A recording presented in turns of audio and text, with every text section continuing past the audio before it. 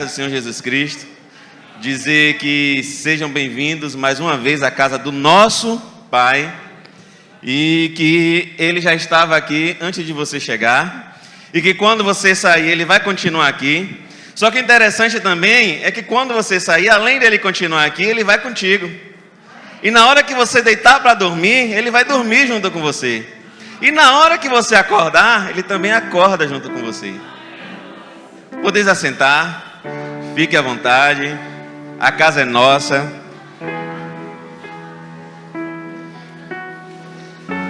Nós vamos falar hoje aqui um pouquinho sobre convite. De antemão, eu quero falar que tudo que nós vamos falar aqui, ou a base do que nós vamos falar aqui, está no livro de Lucas, capítulo 14, versículo do 15 ao 24. Também Mateus, do capítulo 4, versículo 19. Mateus 13, 44 e o livro de Jeremias, né? Por que eu estou falando isso? Porque eu vou falar e muitas pessoas ao longo da vida de cada um de vocês vão falar.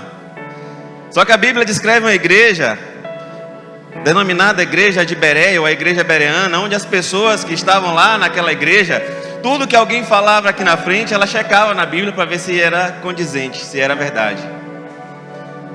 Então eu posso falar o que eu quiser ou o que o Espírito Santo me direcionar aqui. Mas a obrigação de conferir na Bíblia se faz sentido, se está correta de cada um de vocês. E falando sobre convite, o Espírito Santo, Deus, Ele convida o tempo todo a nós estarmos meditando e refletindo na palavra dEle. Se nós somos crente, glória a Deus. A Bíblia diz que até o cão, ele é crente e ele treme diante da presença do Senhor.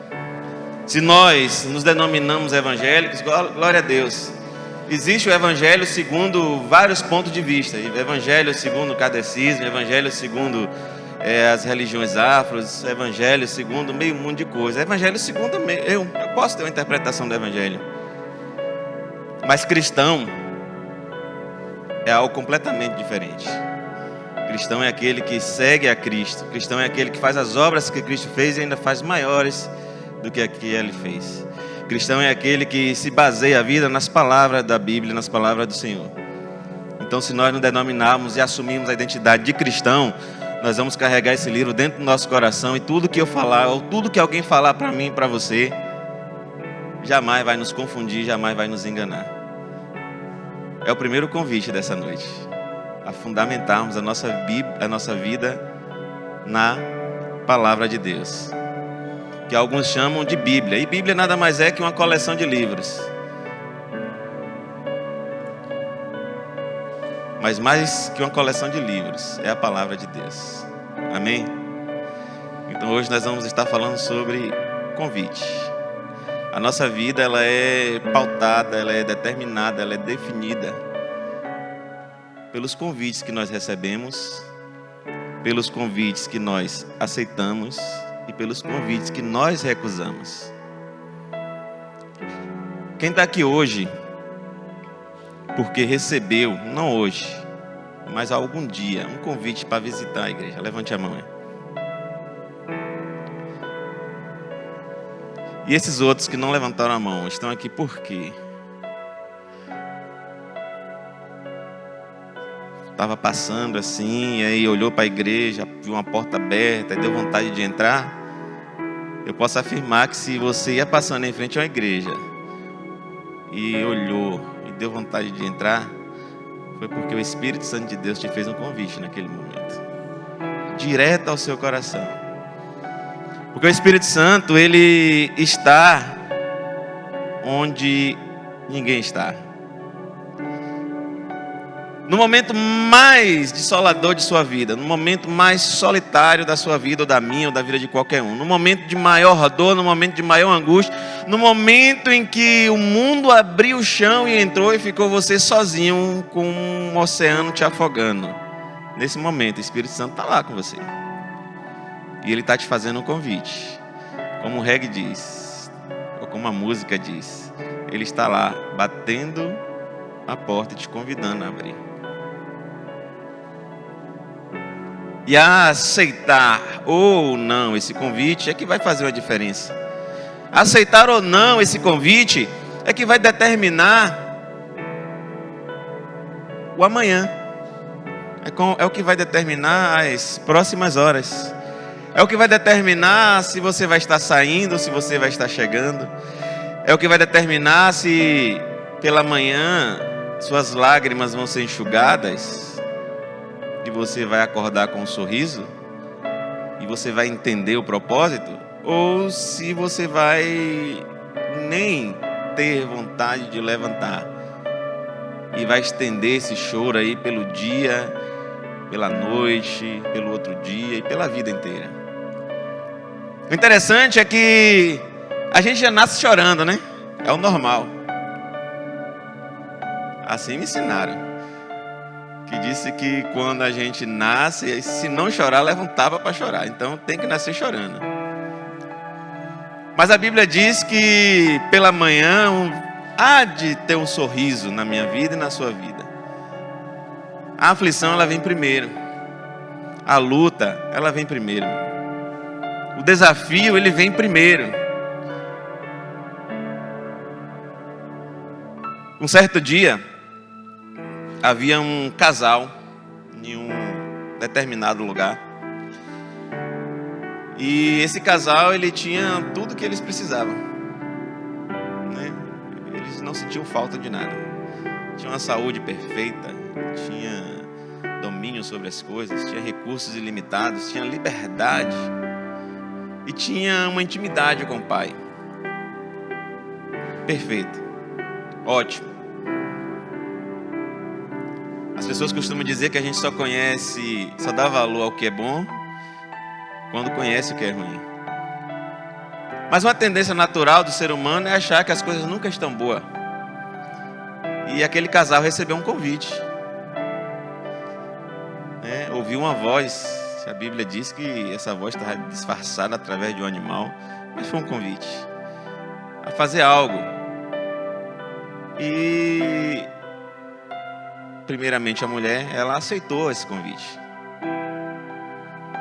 Mas ainda assim, tinha uma segunda chance. E o marido também, e ela reportou esse mesmo convite ao esposo dela. E o interessante é que ele também aceitou. E ao aceitar esse convite, eles determinaram um destino de toda uma raça, inclusive o meu e o seu. E a partir de então, as coisas não foram mais como eram. Quem conhece aqui a parábola do filho pródigo? Conhece?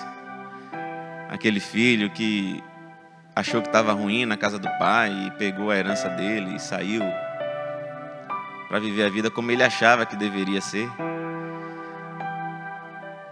Aquele casal, ele, de certa forma, foi também esse filho pródigo. E eles saíram de lá.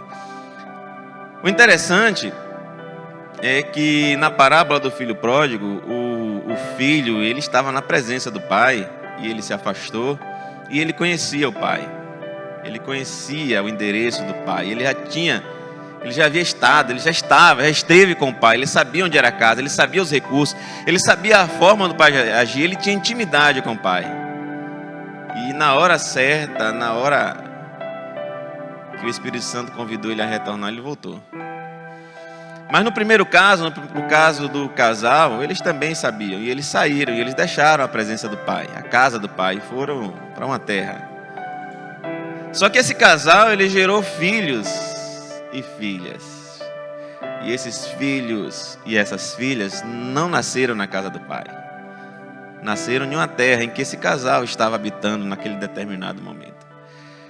E aqueles filhos e aquelas filhas não conheceram, não souberam o que era estar na casa do pai.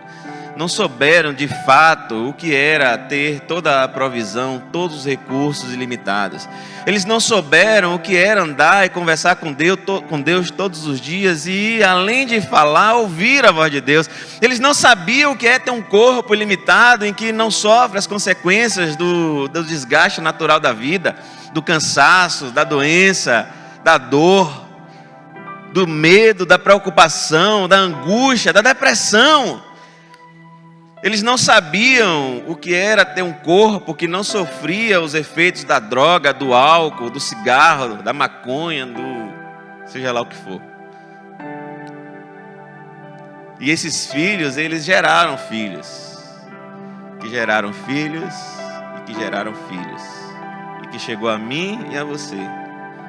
E como os primeiros filhos daquele casal, nós não sabemos o que é estar na casa do nosso Pai. Todos nós somos filhos pródigos, com uma diferença daquele da parábola. O filho pródigo da parábola, ele lembrava, ele tinha lembrança, ele tinha um visual, ele tinha uma referência de conversar com o pai dele, de ouvir a voz do pai, de ouvir os conselhos, de desfrutar dos recursos que o pai tinha. E nós, filhos pródigos, nós só conhecemos de ouvir falar.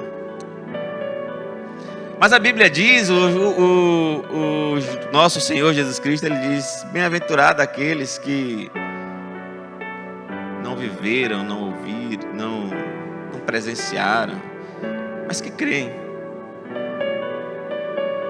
Bem-aventurados são aqueles que não precisaram ver, não precisaram estar lá na casa do Pai para crer. Para crer que existe um lugar com essas características que eu falei no começo. Para crer que existe um Pai que criador de tudo que existe. E eu vou lhe dizer que a gente não faz ideia do que o nosso Pai criou, porque nós só sabemos da capacidade do nosso Pai através de uma imagem de um satélite que mostra a Terra de lá de cima, através de uma imagem de um satélite que mostra e diz que existem outros planetas, através de uma observação de um astrônomo que observa através de um telescópio e diz que o sistema solar é um dos menores que existem sistemas maiores por aí. E isso é o que nós ouvimos falar do nosso Pai. Mas estar lá com Ele assim, para Ele sentar comigo e com você e dizer: ó, meu filho, eu fiz tudo isso, mas você não tem ideia do que eu fiz além disso. E se a gente não quiser viajar tanto, a gente vai e pega a literatura fisiológica do cidadão, minha, sua, e comece a estudar e veja qual complexo é o seu corpo, o meu corpo, qual complexo é o funcionamento do nosso corpo. E o Deus que fez você e eu com essa complexidade tamanha, Ele atende por Pai. E Ele diz que Ele é um Pai de amor. Ele diz que Ele é um Pai presente.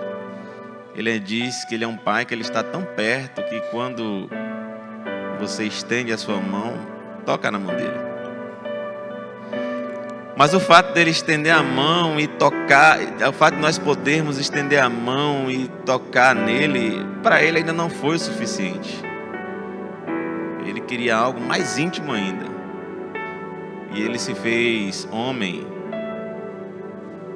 e veio conviver aqui na terra, sofrer as mesmas dores para dizer: olhe, se eu permitir que você estivesse aí, é porque é possível. É possível você vencer. E se você se perdeu em meio a essa caminhada, né? Se o filho pródigo, o seu ancestral pródigo que fugiu da casa do pai, ou que escolheu os convites de se afastar da casa do pai, gerou uma descendência, e você acha hoje que está tão distante da casa do pai, eu vou aí que eu vou te mostrar que você não está tão longe assim. Você está perto. E ele veio, ele mostrou isso. E mais que isso, ele disse: eu estava ao alcance da sua mão, mas eu vim e vou voltar lá, para aquele lugar preparado para você originalmente. Mas eu vim dizer que eu não estou ao alcance somente da sua mão. Eu estou dentro de você. Eu não estou ao alcance de sua mão. Ao estender a mão e alcançar é pouco. Eu vim fazer morada dentro de você. Não tem como alguém estar mais perto, mais íntimo de outro, morando dentro do outro ser. Quero te fazer outro convite nessa noite. Quero que você inspire. Aquele exercício que você aprende lá quando você vai fazer o teste. Aquele teste, eu nem sei como é que chama aquilo, né? Agora que me despertou, que eu não sei o nome daquele exame, né? Aquele exame que o médico diz assim, ó, inspire. Aí você enche o pulmão de ar. É isso, hein? Glória a Deus. Vai lá. Vou contar até 3 e você vai inspirar. E quando não dá mais, você solta esse ar. 1, 2, 3. Inspira aí, ó. Segure, quando não dá mais, você solta.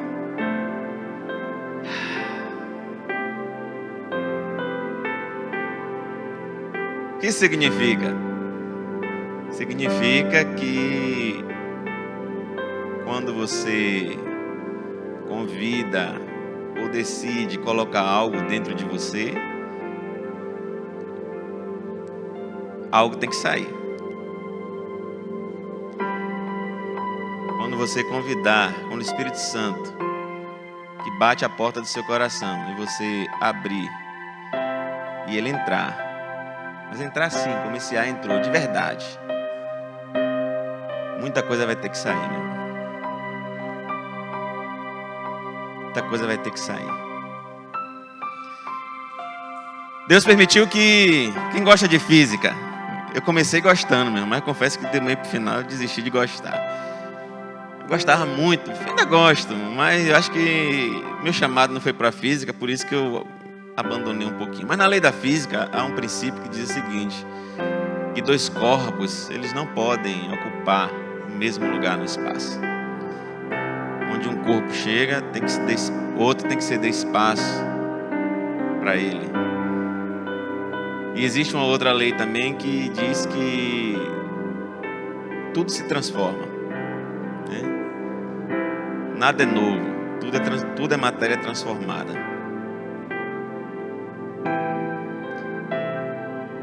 Com base nessas 2 leis e nesse exercício simples que a gente fez aqui, quero convidar você a fechar seus olhos. Convide o Espírito Santo a entrar dentro do seu coração agora. Mas entrar assim de verdade. Não tenha pressa, não. Não tenha pressa.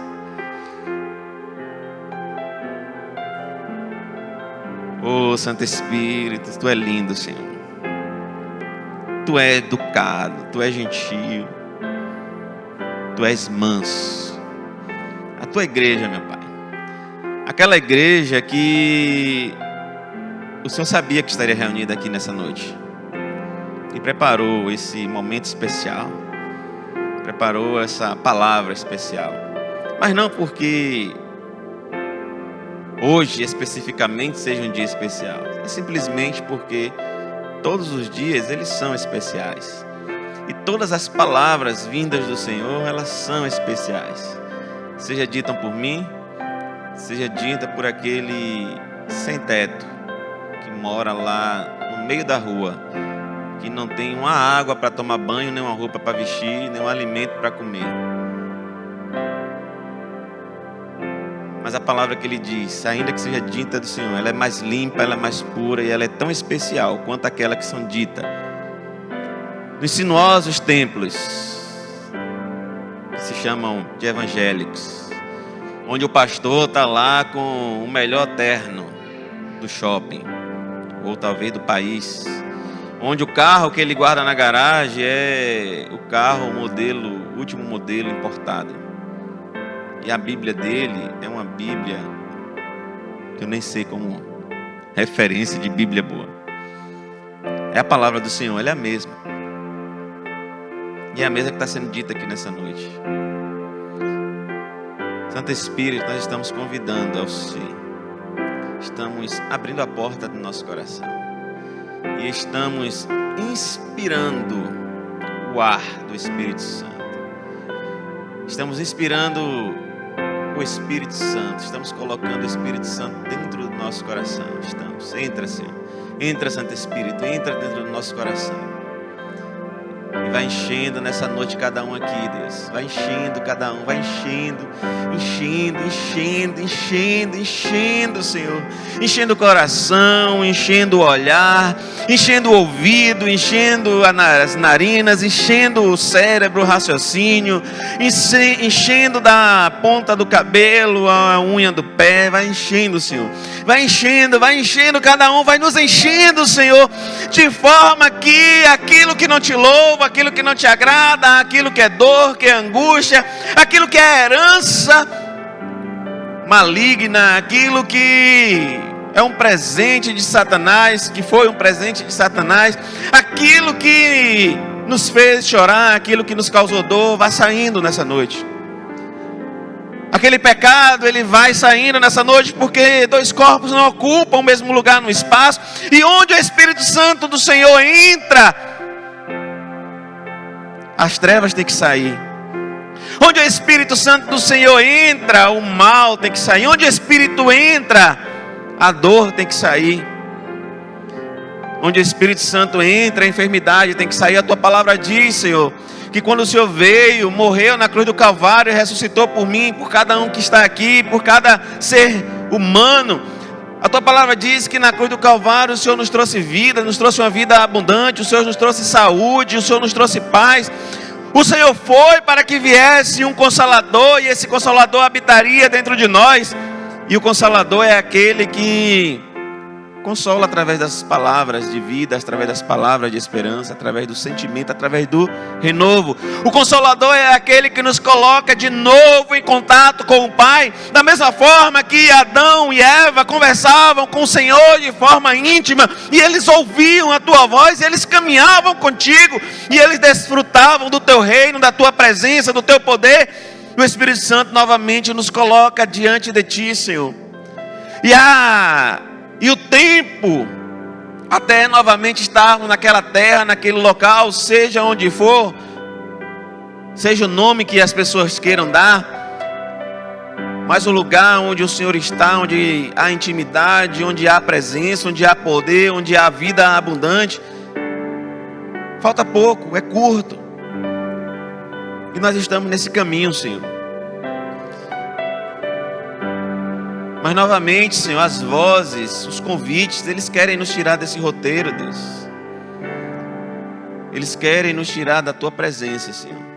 E é por isso que nessa noite nós estamos nos enchendo do Senhor, para que não tenha espaço para essas vozes, para que não tenha espaço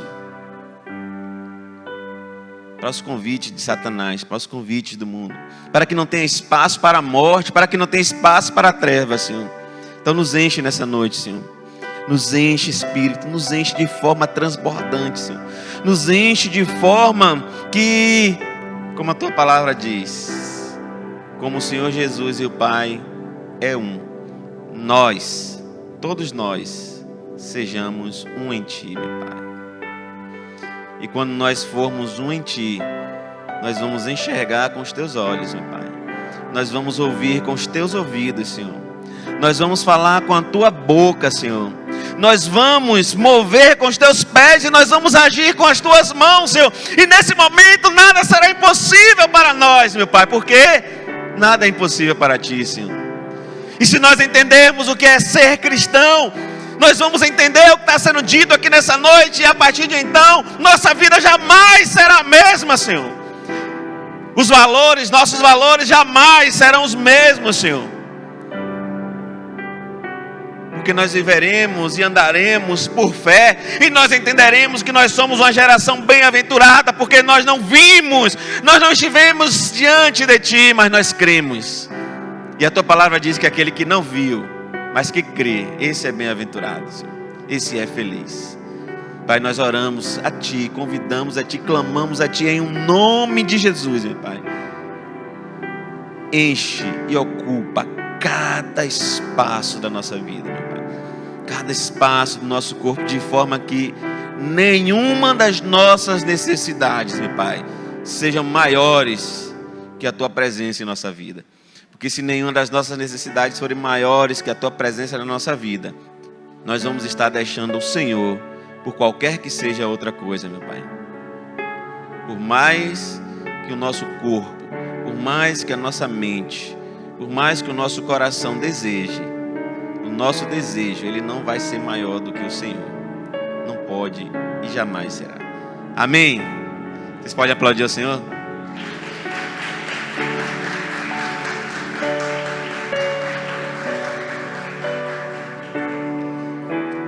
Lucas capítulo 14, versículo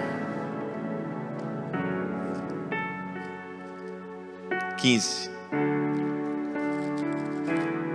A gente vai estar lendo até o 24. Lucas capítulo 14, a partir do versículo 15.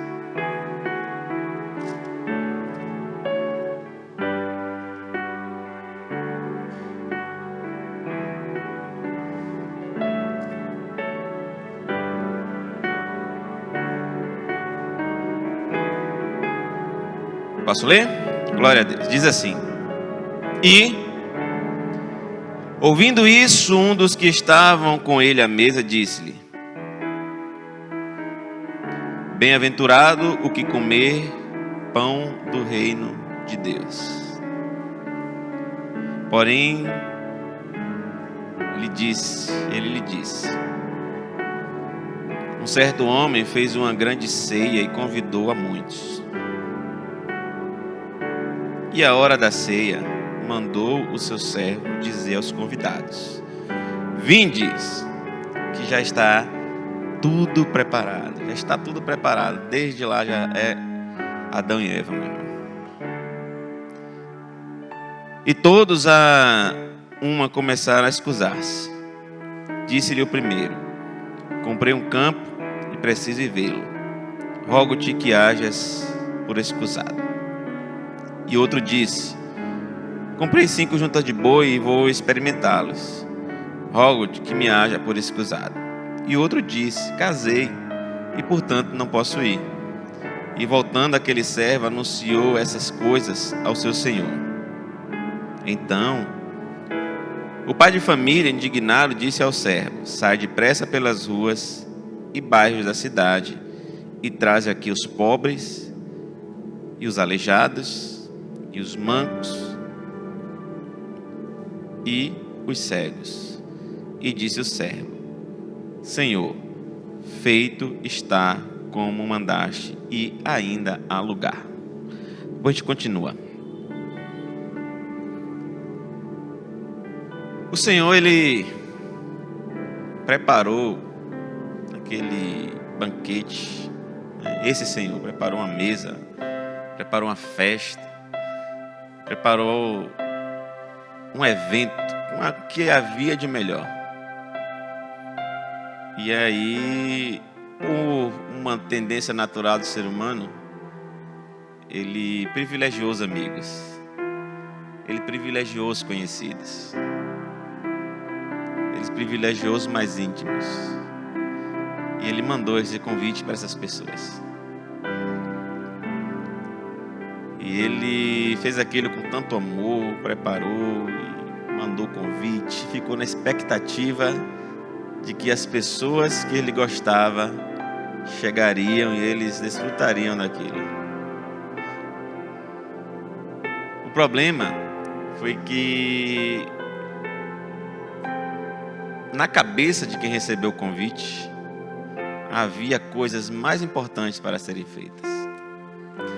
O interessante é a sequência, desses que o Senhor coloca aqui, dos motivos que cada um justificou para não ir àquela festa, para não aceitar aquele convite.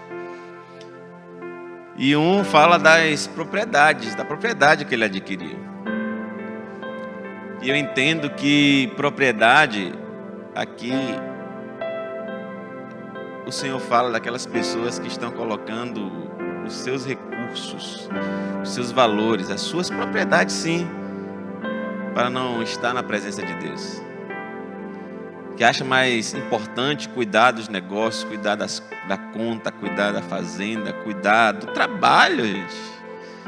Se dedicar a vida ao trabalho é mais importante do que se dedicar ou aceitar o convite de Deus. Mas ele fala também, na sequência, de outro que disse que tinha uma junta de bois, né? Ele tinha que cuidar desses animais que tinha adquirido. E aqui o outro fala do primeiro em termos de propriedade, de recurso, de adquirir coisas. Esse daqui é do trabalho em si, né? De executar a tarefa, o manuseio, de que você está sempre ocupado. Está sempre ocupado fazendo algo ou cuidando de algo. O interessante é que esse algo que a gente está sempre ocupado cuidando, foi o Pai que deu. E o Pai, Ele teve o cuidado de nos dar isso. E hoje a gente coloca isso que Ele nos deu em primeiro lugar. E deixa de ir visitar o Pai, deixa de ter intimidade com o Pai. E esquece que se o Pai foi capaz de te dar isso, Ele pode te dar novamente isso e muito mais que isso. Mas nós entendemos, nós achamos que nós precisamos dedicar tempo da nossa vida com isso. Aquilo que o Senhor nos colocou na... O terceiro, ele fala do convite, ou ele fala do casamento. Casamento aqui eu entendo como satisfação pessoal. Eu entendo como a comunhão, a festa, a núpcia, o prazer da carne, a satisfação. E muitas vezes nós nos encontramos nessa situação, colocando aquilo que nos traz satisfação, aquilo que nos traz prazer em primeiro lugar, e não estamos indo visitar, não estamos buscando intimidade com aquele que, mais uma vez, foi quem nos proporcionou o próprio casamento, foi quem nos proporcionou a noiva. De antemão eu quero reforçar que isso é uma parábola falando a respeito principalmente a respeito da relação de Israel com Deus e os gentios. Mas os ensinamentos bíblicos, passado de geração a geração, de boca a boca, eu estava vendo acho que é rabino, falar. Ele disse que o que encontra-se na Torá é como se fosse... Quando a gente participa de uma palestra que tem um tópico, né? Vamos falar sobre saúde da mulher. E aí o cidadão discorre sobre aquele tema 2, 3 horas. Mas quando você vai para a parte escrita, só tem um título. Nós colocamos hoje aqui, eu coloquei hoje, Deus me colocou o título de falarmos sobre o convite. E já tem, não sei, nem olhei que hora eu comecei isso aqui, mas já tem alguns minutos eu falando sobre convite. Ele disse que a Torá, que os 5 livros da Bíblia são simplesmente títulos, que quando se discorre sobre aqueles assuntos, eles falam e eles aprendem a vida toda sobre o que de fato aconteceu e ainda não é o suficiente. Então, tudo que nós aprendemos nessa Bíblia, por mais que seja direcionado a judeu, por mais que seja direcionado a gentio, por mais que seja direcionado de forma geral, o Espírito Santo, ele usa esses temas para nos abrir os olhos, para nos trazer entendimento sobre uma realidade muito maior do que o simples texto que está aqui. Ele nos traz entendimento para nós aplicarmos esse conhecimento em toda a nossa vida.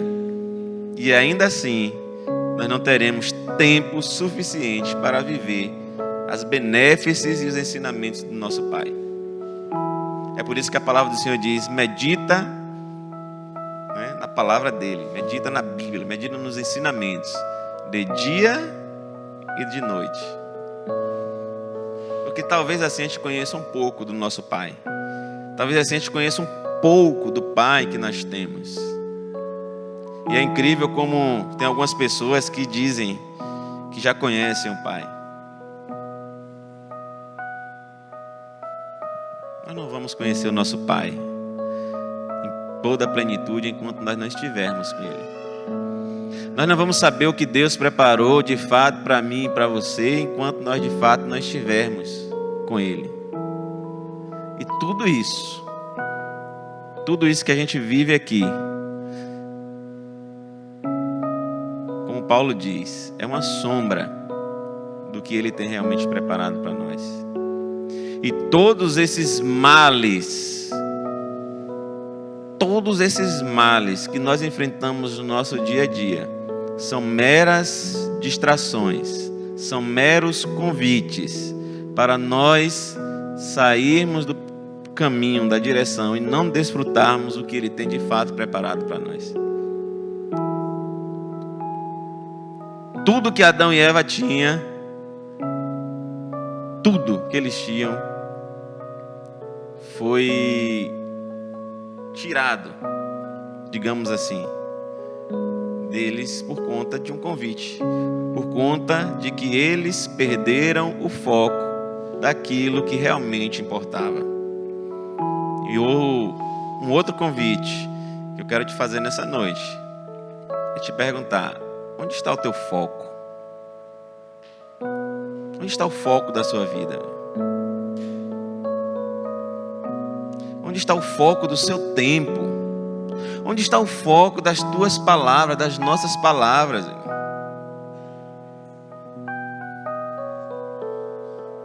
Onde está o foco? Pedro estava focado em pescar. Ele achava que a vida dele era aquilo. Ele acordar de madrugada, colocar uma rede no barco, ir lá no mar, no oceano, jogar aquela rede, pegar alguns peixes, voltar, tirar aqueles peixes, tratar, vender, ganhar um dinheiro, trocar por comida, sustentar a família, dormir, acordar e fazer isso novamente. Ele achava que aquilo era tudo na vida dele. E aí de repente chega um cidadão na frente dele e diz assim: Pedro, quer ser pescador de homens? Você quer pescar, quer fazer algo diferente na sua vida? E Pedro, quero. O interessante é que muitas vezes a gente aceita convite sem nem refletir sobre o que estão nos convidando a fazer. E Pedro começou a andar com Jesus e ver o que Jesus fazia e estar no lugar onde Jesus estava. E de tanto andar com Jesus, ele achou que ele conhecia Jesus. E um certo dia, Jesus disse: ó, vocês vão me trair. Um de vocês vai me trair. E Pedro disse: partiu. Sai para lá, Satanás. E passou o seu tempo e Jesus disse assim: olha, você acha que me conhece? Eu vou lhe dizer uma coisa. Antes que o galo cante, determinada época, você vai, só em uma noite você vai me negar 3 vezes, Pedro. Como é que você disse que me conhece? É isso. É o que Deus disse para mim e para você. A gente acha que a gente conhece Deus, mas a gente só vai conhecer Deus quando a gente estiver lá com Ele, na presença dEle. E aí Pedro se chateou. Em uma determinada noite, nos piores momentos da vida de Jesus, o galo canta, Pedro nega 3 vezes e aí a ficha cai. Eu não conhecia meu mestre, andei com ele a vida toda e não conhecia. Ele estava certo. Jesus sempre está certo, meu irmão. Está doendo, está arrancando, está ferindo, mas ele está certo, meu irmão. A palavra que você ouviu você não gostou, mas ele está certo, meu irmão. Está certo. Aceite. Ele está certo, ele está sempre certo. E o que você está vendo, o que nós estamos vendo, o que nós estamos vivendo, é só uma fração, é só uma gota dentro de um oceano do que realmente representa a nossa caminhada com Deus. E aí Pedro começa a ter um outro entendimento. E chega um dia que chegou a hora de Pedro morrer e assassinado, né? E aí conjecturo eu que quem foi matar Pedro disse assim: você não é seguidor daquele lá, de Cristo, vai morrer igual ele, você não está defendendo ele? E aí Pedro disse: eu posso ser seguidor de Cristo, eu posso ser cristão, mas uma coisa eu entendo: eu não sou digno, mas nem mesmo de morrer como ele. Por mais que eu tenha andado com ele, por mais que eu tenha impressionado, por mais que o Senhor tenha depositado e dito que a base da igreja seria através da minha vida, eu não sou digno nem de morrer com ele, como ele. Assim como João Batista disse: Senhor, eu não sou digno nem de desatar, nem de soltar, nem de desamarrar a sandália dos teus pés. Aí Pedro disse assim: me crucifique de cabeça para baixo. Ao contrário, porque nem na minha morte eu me aproximo do meu mestre. Se aproxima no sentido de ser igual, de ser parecido. E Paulo e os demais apóstolos, eles tiveram esse entendimento. E eles andaram com Cristo. E 2000 anos depois, aparecem pessoas que se acham que têm intimidade com Deus, assim, mas é uma intimidade que é Deus na terra.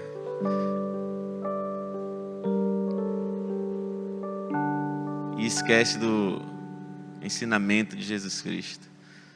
Sejam humildes. Porque ser humilde é reconhecer que, por mais sinuoso que seja o templo e a congregação que a gente faz parte, por mais que o pastor tenha ovelhas, por mais que a congregação tenha recursos, não é nada diante de Deus. Não é nada diante de Deus. O Filho de Deus, ele não ousou ser estrela. O Filho de Deus, ele não ousou ser espetáculo.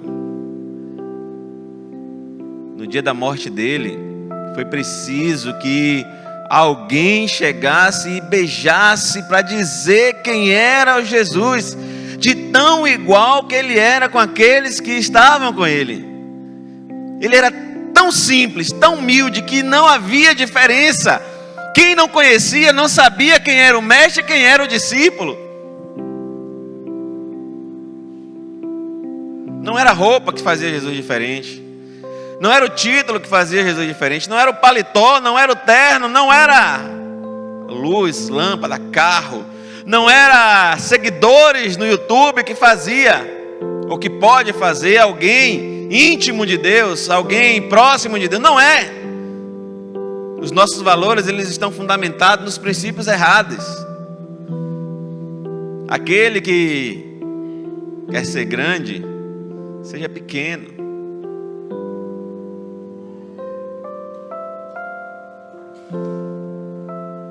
É o convite que o Senhor nos faz. O reino de Deus não consiste em comer, não consiste em beber. O reino de Deus não consiste em palavras vãs.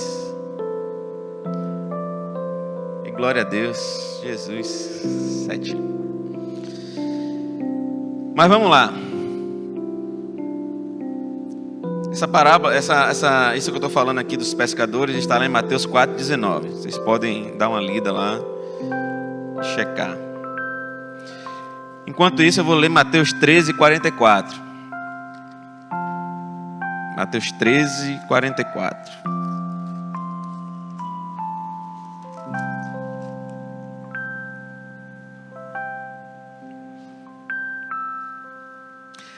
Também o reino dos céus é semelhante a um tesouro escondido num campo, que um homem achou e escavou. O homem achou e escondeu. E pelo gozo dele, vai, vende tudo quanto tem e compra aquele campo. 45. Outro sim, o reino dos céus é semelhante ao homem negociante que busca boas pérolas. E encontrando uma pérola de grande valor, foi, vendeu tudo quanto tinha e comprou-a. 47. Igualmente o reino dos céus é semelhante a uma rede lançada ao mar, e que apanha de toda qualidade de peixes. E estando cheia, a puxam para a praia, e assentando-se, apanham. Para os cestos, os bons e os ruins, porém, lançados fora. São 3 observações muito interessantes, muito oportunas. A Bíblia fala que o primeiro aqui é semelhante a um tesouro escondido.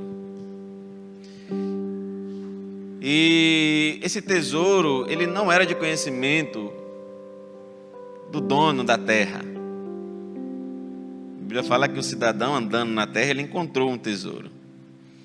E ele percebeu a preciosidade daquilo. E ele foi, vendeu e arranjou recursos e voltou para comprar aquela terra, para ter direito ao tesouro. O fato é que nós estamos andando em uma terra, e a Bíblia diz que nessa terra jaz o maligno. Mas nessa terra em que nós estamos andando existe um tesouro valioso, preciosíssimo, grandioso, chamado Reino de Deus. E que aqueles que percebem a grandiosidade desse Reino de Deus, eles largam, eles abandonam tudo o que eles têm para poder participar e ter direito e acesso a esse tesouro. Quem entende a grandiosidade do Reino de Deus, mesmo andando na terra inimiga, mesmo andando na terra que jaz o maligno, ele larga tudo que tem para participar desse reino, para participar desse tesouro, porque vale a pena. E ele continua falando do segundo, que também é nessa linha. O negociante de boas ou de pérolas preciosas. Ele já sabe o que é bom. Ele já tem o entendimento do que é bom. Mas ele descobre algo mais precioso do que tudo aquilo que ele acha que é bom. E ele vende todo o que ele tem para poder adquirir aquele recurso. Mas no final ele fala a respeito de uma rede, de uma boa pesca, de uma pescaria, em que é lançada uma rede e que vem peixe de todos os tipos. Mas que o Senhor, Ele separa os bons e os ruins. Aí a história muda, porque nos dois primeiros casos, a decisão de partir e adquirir o reino foi daquele que percebeu. Mas no terceiro caso, o peixe, ele não tem muita opção. Existe alguém que está acima do peixe, que esse alguém é quem determina quem é bom e quem é ruim. Mas não é o peixe que diz para o outro peixe: ó peixinho, você não presta. É o dono, é o pescador.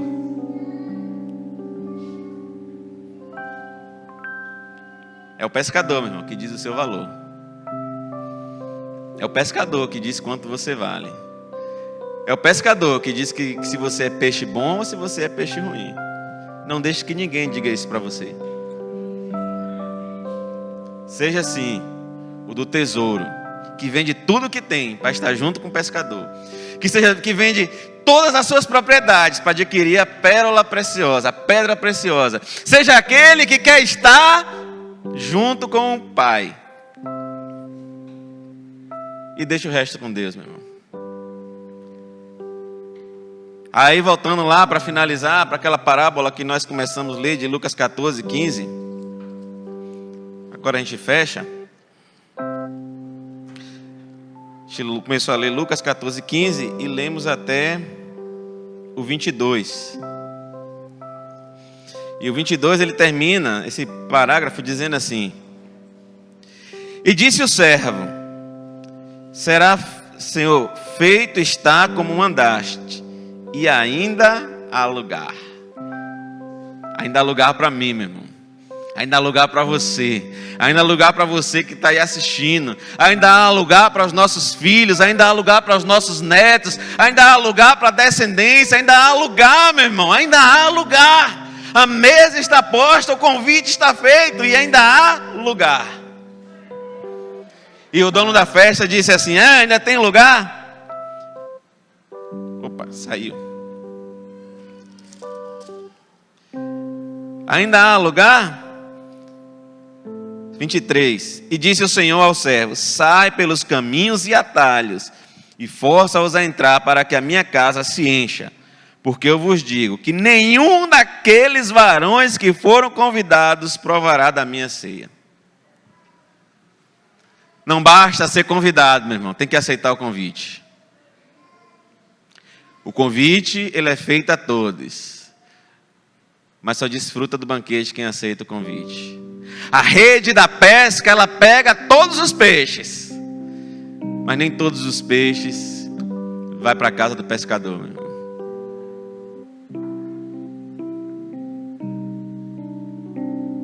O evangelho, ele é simples.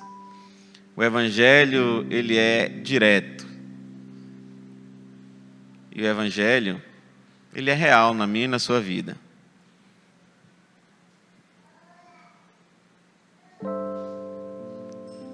É simples, direto. Não basta ser convidado, tem que aceitar o convite. Nessa situação existem o dono da festa, existe o mensageiro do convite, existe o que recebeu o convite e não aceitou, e existe o que recebeu o convite e aceitou.